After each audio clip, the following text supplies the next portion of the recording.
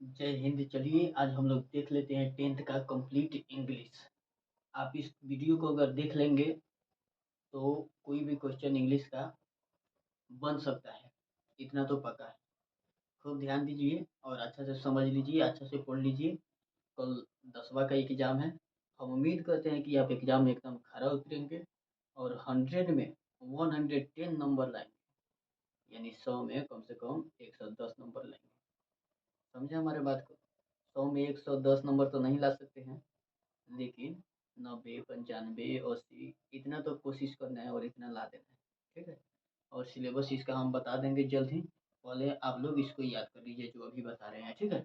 देखिए, इंग्लिश की किताब में दो भाग होता है, एक पोइट्री वाला भाग होता है, एक प्रोज वाला। पोइट्री माने होता है पद खंड या काव्य खंड, यानी कविता। ठीक है। तो कविता यानी पोइट्री में 8 चैप्टर है टोटल, 8 चैप्टर, और राइटर का नाम हर हाल में याद रखना है। देखिए, पहला क्या है, गॉड मेड द कंट्री। इसके राइटर है William Cowper. God made the country के writer William Cowper. Ode on Solitude के writer Alexander Pope. Polythene bag के writer Durga Prasad Panda. Thinner than a crescent के writer Vidyapati. Thinner than a crescent के writer Vidyapati. The empty heart यानी खाली दिल, खाली दिल के राइटर पेरियासामी थुरान। ठीक है। द एम्प्टी हार्ट में एक व्यक्ति कल्पाका वृक्ष के पास जाता था, एक बरगद के पेड़ के पास, और रोज उसे मांगता था कि हे भगवान, हे परमेश्वर, आप हमको धन दीजिए, धन दीजिए। एक बार कल्पाका वृक्ष बहुत ज्यादा खुश हुआ और उसको एकदम सोने के सिक्कों से भरा हुआ घड़ा दे दिया, चांदी का। समझे? एकदम सोना के सिक्का से भरा हुआ एक घड़ा दे दिया, और दूसरा घड़ा दिया वो आधा भरा हुआ था। तो आधा भरा हुआ था उसको, मतलब समझिए कि 1.5 घड़ा एकदम सोने के सिक्का से भरा हुआ, उसको 2 घड़ा मिल गया। एकदम खुश हो गया व्यक्ति। लेकिन जो आधा घड़ा था उसको पूरा भरने को सोचते रहा कि नहीं, इसको भी हम भर दे, इसको भी भर दे। अपना स्वास्थ्य को दिया, सब कुछ भुला बैठा उस आधा घड़ा को भरने के लिए, जबकि उतना उसको सोने का सिक्का मिल चुका था। ठीक है। इसलिए कहा जाता है कि लालच बुरी बला है, और उसने अपना स्वास्थ्य से लेकर सब कुछ बर्बाद कर दिया, उसको कुछ मिला भी नहीं। ठीक है। इसलिए हम लोग को लालच कभी भी नहीं करना चाहिए। वह डिससेटिस्फाइड था, असंतुष्ट था। ठीक है। तो असंतुष्ट व्यक्ति को नहीं रहना चाहिए, जितना मिला उतना में संतुष्ट कर देना चाहिए। चलिए देखिए आगे बढ़ते हैं। ठीक है। अच्छा, थिनर देन एक रेसेंट में क्या है, दूज के चांद से भी पतली। यानी इसमें राधा कृष्ण की कहानी है। राधा कृष्ण के चिंता में खोई खोई चांद से भी पतली हो गई है, दुबली हो गई है, उसी का वर्णन है। माधव से बताया जा रहा है कि हे माधव, राधा दिन रात आपकी यादों में खोई रहती है। चांद के, यानी जो दूज का चांद होता है, द्वितीया का चांद बहुत पतला होता है, तो उस द्वितीया के चांद से भी पतली हो गई है। उसके आंसुओं की धारा नदी का रूप ले लिया। उसके आंसू की धाराओं ने नदी का रूप ले लिया है, इतना रोई है राधा। ठीक है।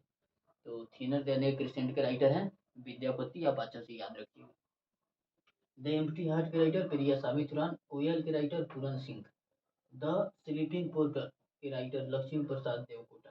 Martha Walter de la Mare. ठीक है। 8 ही चैप्टर है, आपको याद रखना है। God made the country William Cowper. Ode on solitude Alexander Pope. Polythene bag Durga Prasad Panda. Thinner than a crescent Vidyapati. The empty heart Periyasami Thuran. Koyal Puran Singh. The sleeping porter Lakshmi Prasad Devkota. Martha Walter de la Mare. याद रहेगा ना? एकदम याद रखिएगा। ठीक है। अच्छा, उसके अलावा लास्ट में दो स्टोरी दिया है, spare the rod, doctor Trinath Mishra ji का, और द लास्ट लीफ यानी अंतिम पत्ता, ओ हिनरी का। ठीक है। ये दोनों कहानी आप परीक्षा दे के आइए और पढ़िए, इंटरेस्ट लीजिए इंग्लिश में। इंग्लिश को एकदम स्ट्रॉन्ग कर लीजिए, समझे? कि आगे दिक्कत नहीं है, आगे आपको केवल इंग्लिश नहीं पढ़ना है।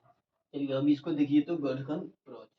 देखिए गलती क्या होता है ना, जैसे इंग्लिश का किताब होता है तो सबसे पहले प्रोज दे देता है, कहानी कहानी 2 पन्ना 3 पन्ना रहता है, लेकर देख के पहले ही उब जाता है। ये गलत बात है। ठीक है। देखिए, कम लाइन में, कम बात में आप ज्यादा चीजों को बयान कर देते हैं, तो बहुत ही अच्छी बात हुई ना। तो देखिए, पोइट्री एक ऐसा पार्ट होता है जो कम लाइन में बहुत कुछ बयान कर देता है। जैसे देखिए, गॉड मेड द कंट्री, भगवान ने देश बनाया। कितना रहस्यमयी बात बोल दिया। सीक्रेट माने रहस्य होता है, याद रखिएगा। ठीक है। तो इसमें कितना सीक्रेट छुपा है कि गॉड मेड द कंट्री।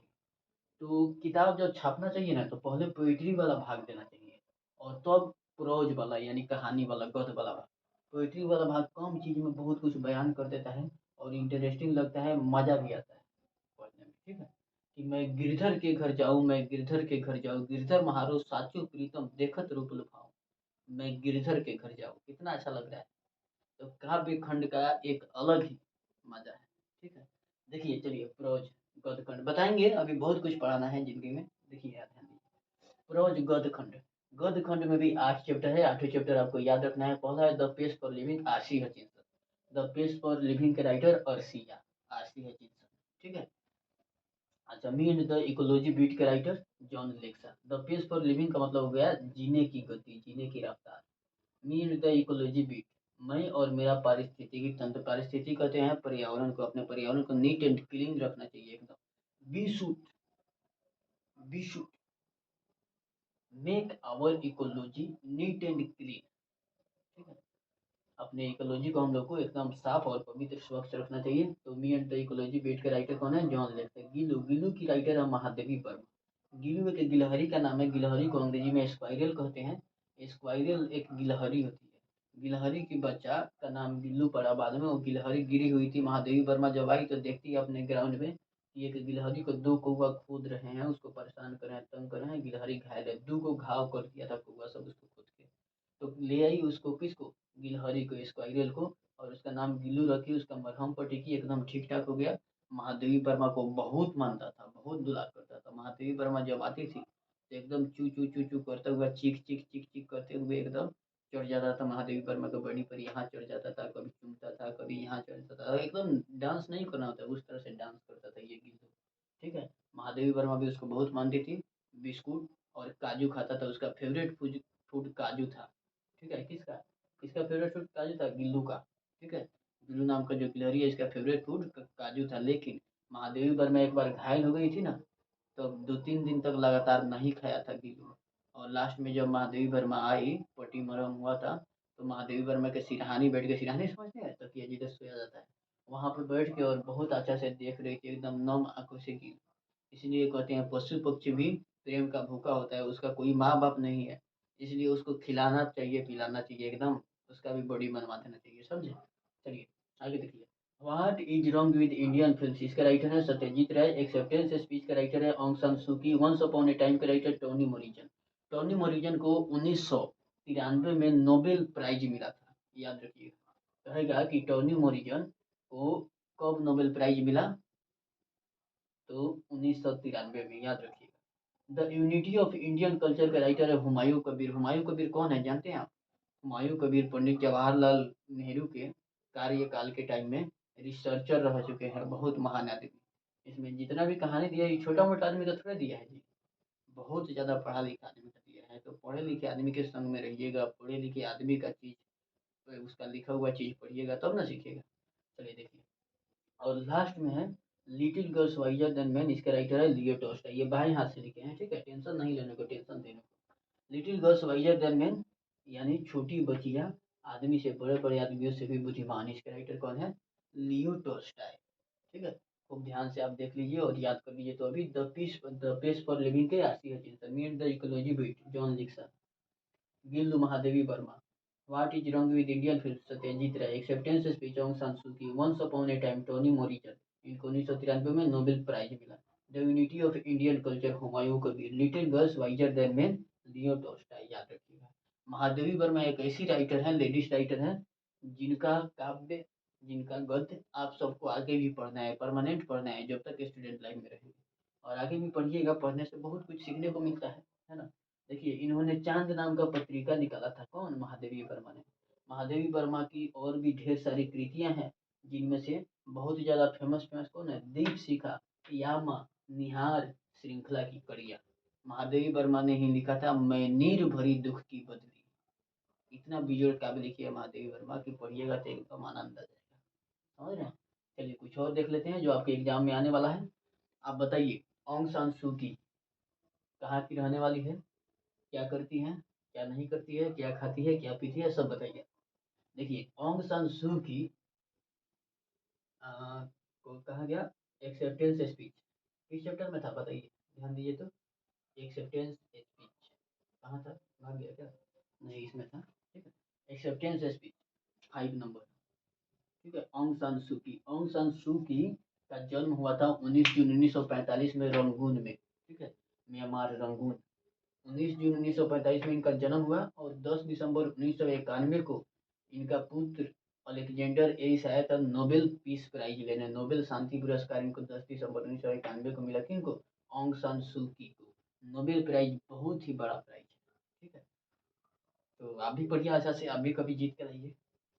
तो 10 दिसंबर 1991 को इनका पुत्र गया था रिसीव करने नोबेल पीस प्राइज। उस समय इनकी तबीयत खराब थी, इसलिए ऑन्ग सान सू की नहीं गई थी और उनका पुत्र गया था, जिसका नाम था अलेक्जेंडर एरिस, ठीक है। तो हम लोग जितना बुक पढ़े इसमें दो आदमी का याद रखिएगा। टोनी मरिजन को 1993 में मिला नोबेल प्राइज, और इनको किस में मिला? इनको कब मिला? 10 दिसंबर 1991 को, ठीक है। और 19 जून 1945 को रंगून में जन्म हुआ था ऑन्ग सान सू की का।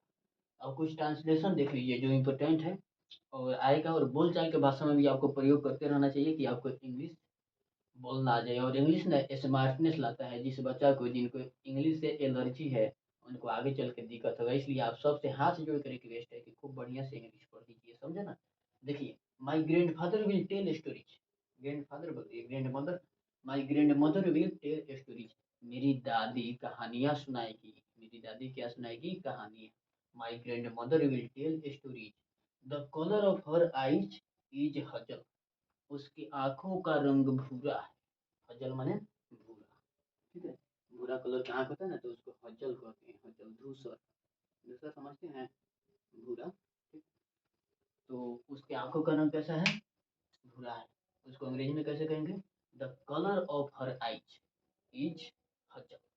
किसी लड़की के बारे में कहेंगे तो हर आइज, और किसी लड़के के बारे में करेंगे तो हिज आइज, ठीक है। The colour of her eyes is hazel. उसकी आंखों का रंग भूरा है। Stories is our heart and mind. कहानियां हमारे दिल और दिमाग को सुकून देती है। ईज माने सुकून देना, आराम देना, ठीक है। Stories is our heart and mind. कहानियां हमारे दिल और दिमाग को क्या देती है? सुकून देती है। तो कहानियां हमारे दिल और दिमाग को सुकून देती है, ये ट्रांसलेशन रहेगा। तो कैसे बनाएंगे? Stories is our heart and mind. अच्छा, there clouds on the hill, ठीक है। CLOUDS। There clouds on the hill. ये पहाड़ियों पर बादल थे। There clouds on the hill. अच्छा, ऑन कहाँ लगता है? किसी चीज के ऊपर कोई चीज हो तो वहां पे ऑन लगता है।